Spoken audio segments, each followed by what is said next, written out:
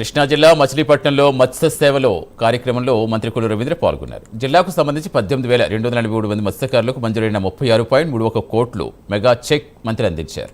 మత్స్యకారుల సంక్షేమానికి కట్టుబడి పనిచేస్తున్నామని తెలిపారు కొల్లు రవీంద్ర.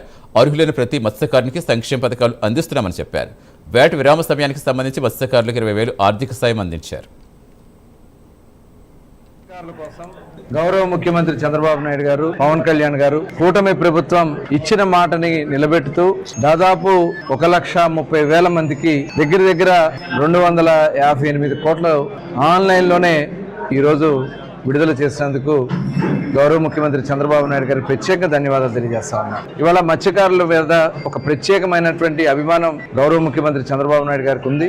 మరి గతంలో కూడా చూసుకుంటే కేవలం బియ్యం మాత్రమే ఇచ్చేవాళ్ళు. కానీ మొట్టమొదటిసారిగా గౌరవ ముఖ్యమంత్రి చంద్రబాబు నాయుడు గారు 4,000 రూపాయలతో వేట నిషేధ సమయానికి, ఎందుకంటే ఆ 2 నెలలు చాలా పస్తులుంటారు.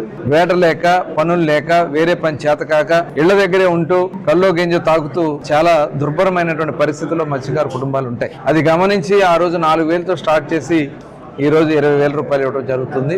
వారిని మనస్ఫూర్తిగా మరొకసారి అభినందన తెలియజేస్తా ఉన్నాను. ఎందుకంటే గత ప్రభుత్వంలో కేవలం ఏదో ఒక వంక పెట్టి అన్నదాత సుఖీభావ పడుతుందని చెప్పి ఆ రోజున మత్స్యకారులు కట్ చేశారు. లేదా పిల్లలకి ఫీజు రియంబర్స్మెంట్ పడుతుందని కట్ చేశారు. ఏ పథకం వచ్చినా ఒకే పథకం అని చెప్పి, అంటే వేటకి వెళ్ళే వాళ్ళకు కూడా పథకాలతో లింక్ చేసి ఇబ్బంది పెట్టే పరిస్థితి గత ప్రభుత్వంలో చేశారు.